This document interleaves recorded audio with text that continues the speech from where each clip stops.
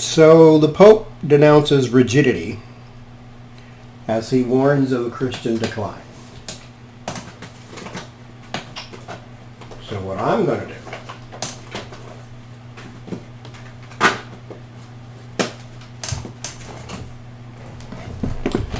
do and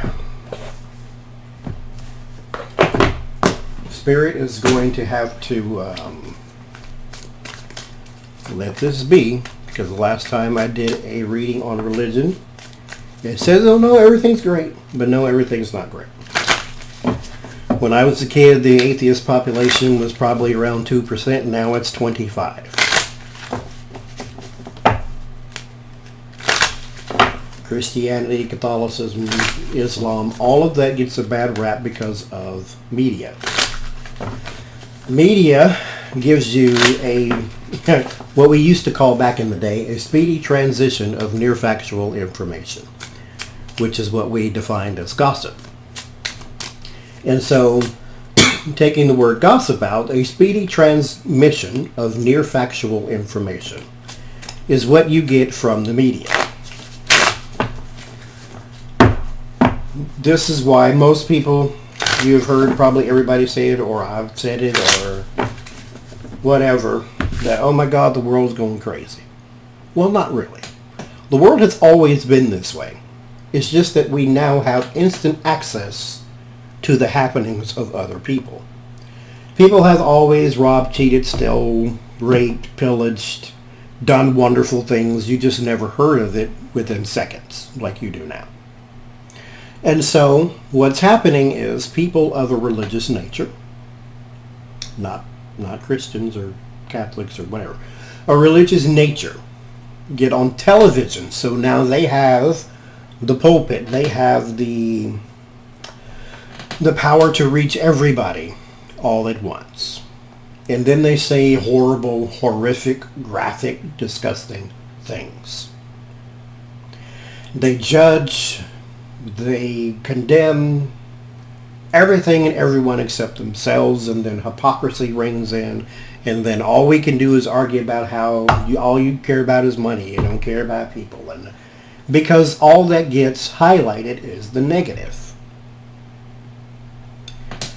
Which is why I say the world has not gone crazy. The world is actually a fantastic place. All we have to do is just look. 1964-65 Voting Rights Act. That was just, 60 years ago? If you're older than 60 years old, you were born at a time where people couldn't vote. People like me. And then here I sit, almost 2020, on YouTube and tarot cards. Free as a bird. Do what I want. Can vote if I want, can vote if I don't want. The world gets better. There are women in office. There are transgenders in office, for God's sake. So the world gets better.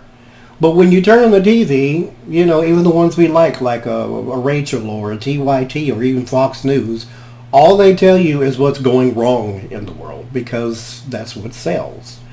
Good news doesn't sell. Bad news does.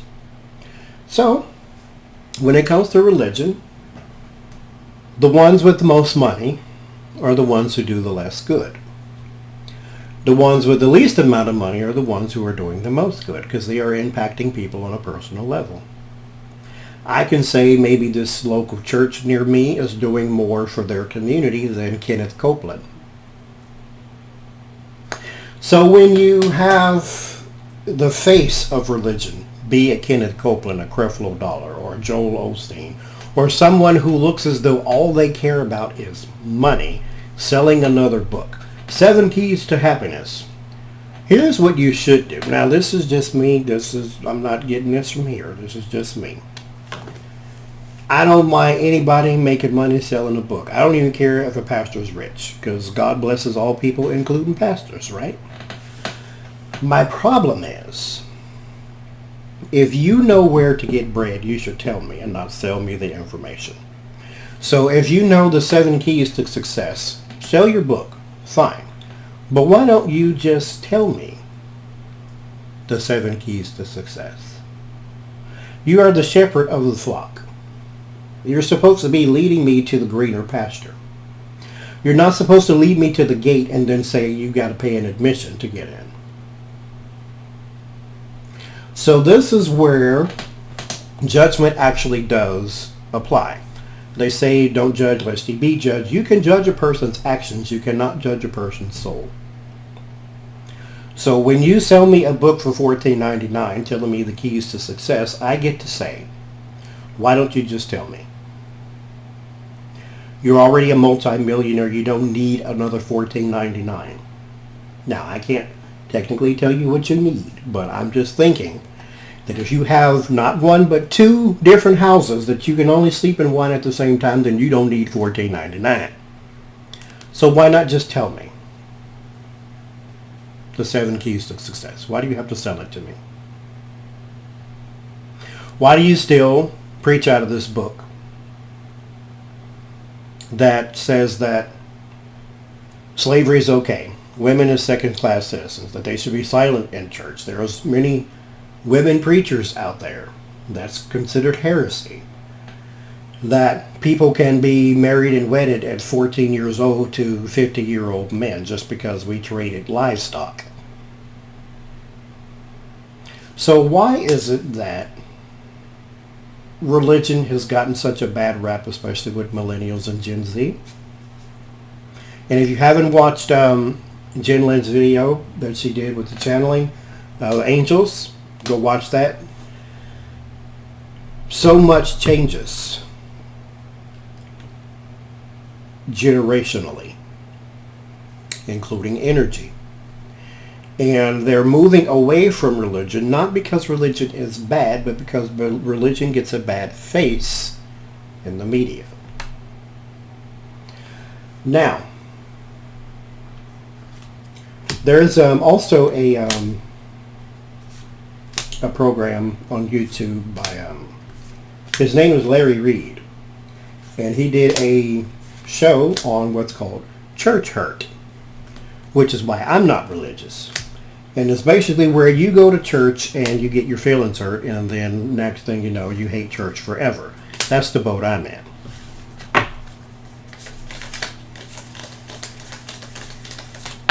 So, the future of religion.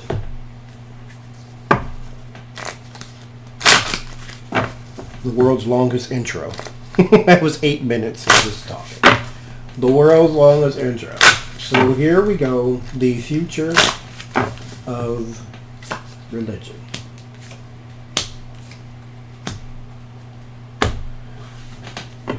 No. I want to know the future of religion. Not what you think about religion. The future of religion.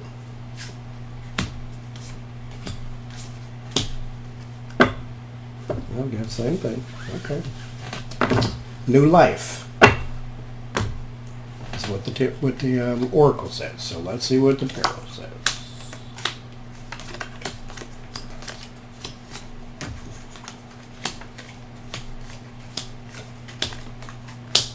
Has to be torn down first.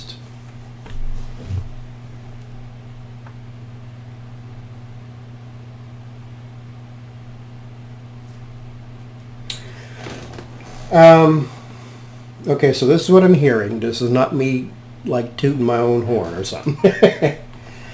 It says people like me have to take the lead on repairing religion.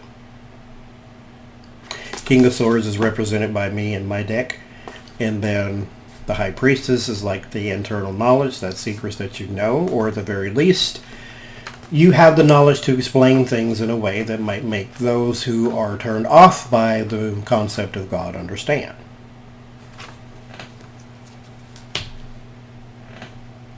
And this is how you reach the world. Preparation, the world. People like me have to get out in front of this. And what does it mean by people like me? People who were very heavily involved in religion like I was, who took a step back from it, who can see all the things in it that no longer serve mankind, like don't wear mixed linen. We don't need that. That's stupid. Or I should say asinine will be kinder. If I have on wool and cotton, that does not mean God is displeased. There are some things in the Bible that don't make sense. You also have to understand that these are people who existed in a time that you don't live in. What applied to them does not apply to you. The Bible is not written by God.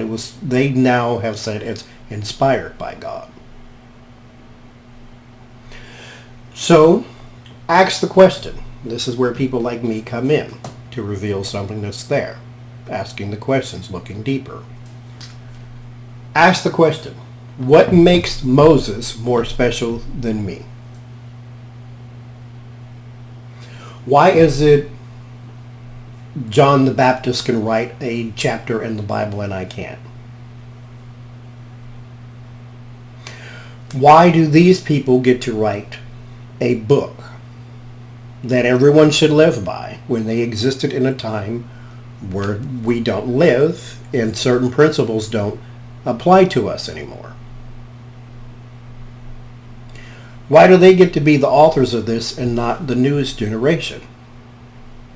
Why are we not rewriting this in particular book? Why does the Constitution, which is also an old document, get amendments, which means when things come along that make better sense, you amend it?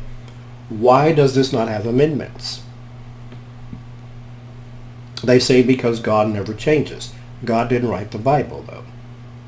Human beings did. One person telling another person what to do based upon their inspiration. Why can't you do that?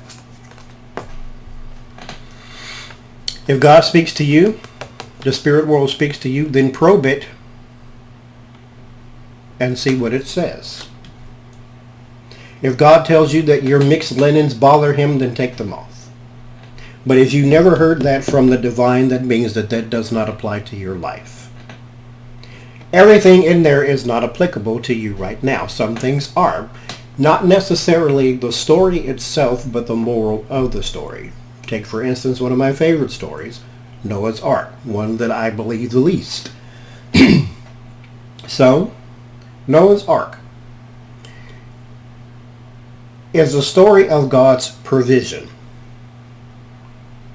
which means you can take the moral of that story, God's provision, apply it to your life.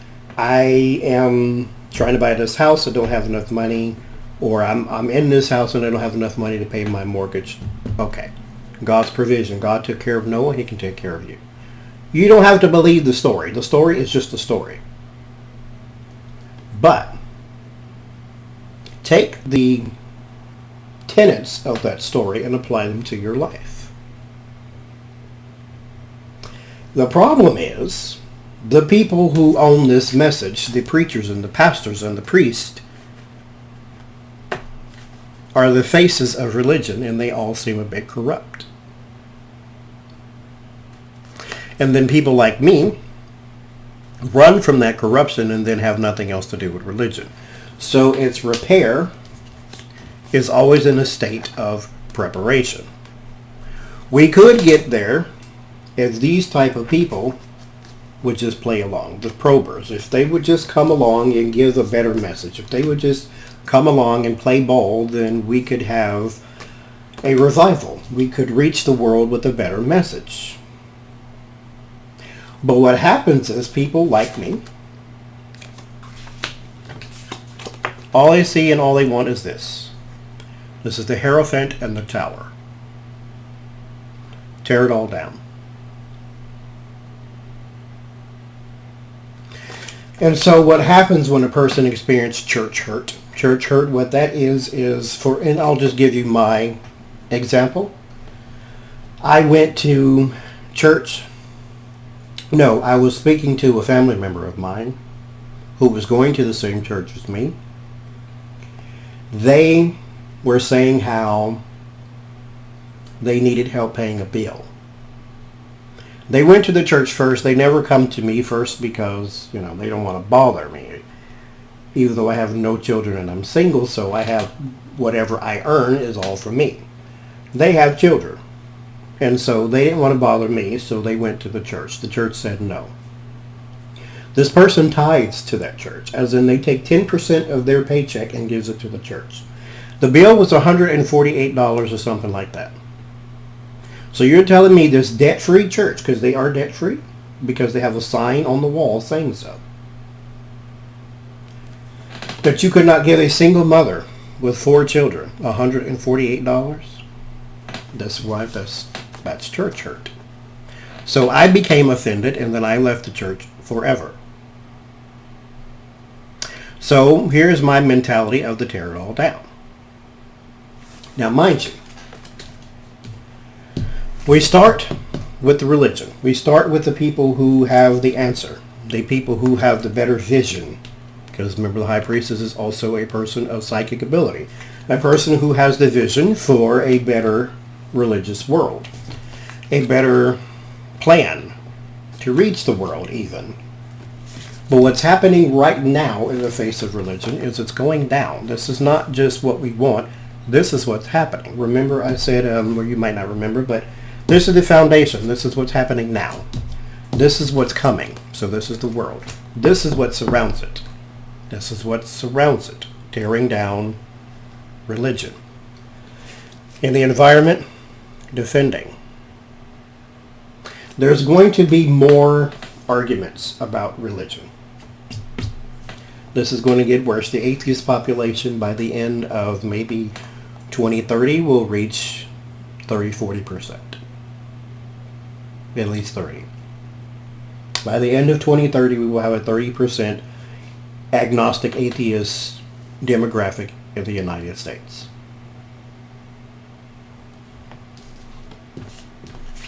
Because it's all going down. And not because religion is false or it's awful, but because what we get to see is always hypocrisy. We get to see greed. We get to see malice. We get to see ill content. We get to see everything that's bad with the human experience standing in the pulpit. And so every time you hear about, oh, Pastor such and such said this, and then the backlash starts, and then Pastor such and such said that, and then there you go. People like me, who have the answer, can bring the new life. That's what this is. It's abundance, new life. They can bring that. They have to want to. The Knight of Cups is a bringer of a better time, a better emotion.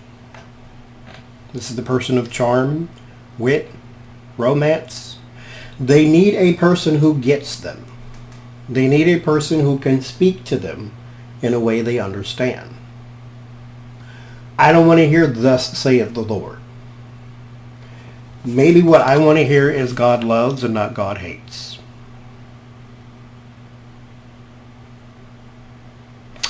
There is the fear, moving forward, transitioning, the hopes, power, the magician, spreading that message. There's too many unanswered questions when it comes to religion, which is why I don't follow it at all. Outside of the church hurt, you can answer any of my questions. And so there is sometimes in some people like me too much practicality inside them to be spiritual. There's too much logic. Logic is kind of the antithesis of religion, of faith, because faith is a suspension of facts. And when I begin to question, I'm thinking, because my philosophy is measure twice, cut once. If God creates mankind, puts them in the Garden of Eden, everything's perfect, everything's great, everything's lovely, everything's wonderful. Why would you put a tree that opens their eyes to the fact that they are human or like you and they have knowledge? Why would you put a tree of corruption, basically, in the garden with them and the devil? So when you begin to question, you begin to release your faith, or you release the hold that you have on the suspension of facts. You begin to become a little too logical and a little too practical to be spiritual. And the problem with that is when you have a system in place, it becomes your nemesis. This is conformity, is what this card means. Conformity and sort of this religiosity, this we're going to do things this way because I said so. They say they have the key. This is what the keys in the Hierophant means, is that they have the keys to the knowledge. See the books over here. They know everything. They have the book of life. They have the books of knowledge. The High Priestess says, yes, but I have a deeper understanding. Because your book is written by people, my knowledge comes from spirit. This is a business. Get them when they're young. This is a business. This is the spirit realm.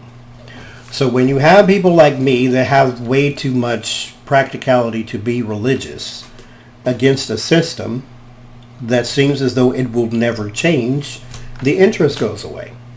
It's like, well, why even bother? They're never going to see the light. They're never going to see the practicality. They're never going to see the fact that maybe out of the 500 pages of the Bible, 300 need to be ripped out and thrown away. Maybe the Bible should be no bigger than that thick.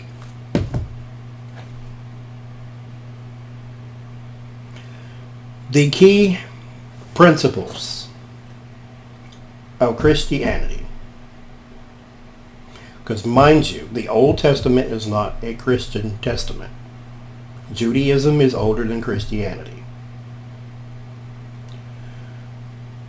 The key principles were the Ten Commandments. That was pre-Jesus. Don't do this, don't do this, don't do this, don't do this. Most of them had something to do with God. Don't have no other God before me. Don't have no false idols. Me, right? Jesus comes along and says, love, love, love. That's the key principle. That's why the Bible can literally be this thick and you'd still have a prosperous life. That's not what this says. That's what this says. Because we sometimes, or all the times, or a lot of times, because they got us when we were young, we don't believe in personal relationships with God until we get older. And to be honest, the only reason why we then begin to believe in personal relationships with God is because we don't want to go to church all the time. We get up in the morning and we're sleepy, and so we sort of program our thinking to say, well, you know what, God's everywhere. I don't need to really go to church. Let me go back to sleep. And so, laziness begins to sort of pluck at your faith, and practicality kind of slips in and says, oh, wait a minute, God is omnipresent, so yes, he is actually where I am. Because if you were in danger somewhere, you wouldn't try to escape danger to go to church. No, you'd call upon God right there, right? So he is where you are. This has a different rule, though. This has a different system. So that's why it's going to be torn down before it can be repaired.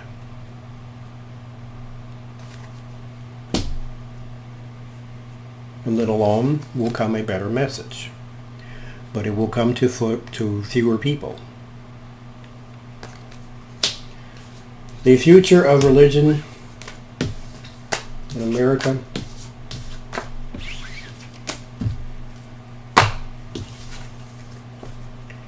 before it gets better, it will have a tower moment.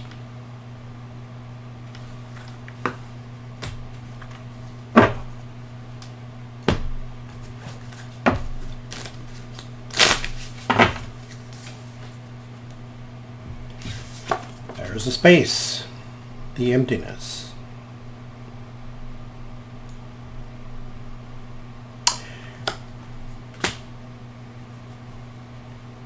There will have to be a tower moment first. It will have to be void. It will have to be empty. Then you can start over. All you have to do is love thy neighbor. Love thy brother, like Christ loved the church. Then, that's all the religion you possibly could need. They can take everything else out. If they left that one thing in, you'd be ahead of the game.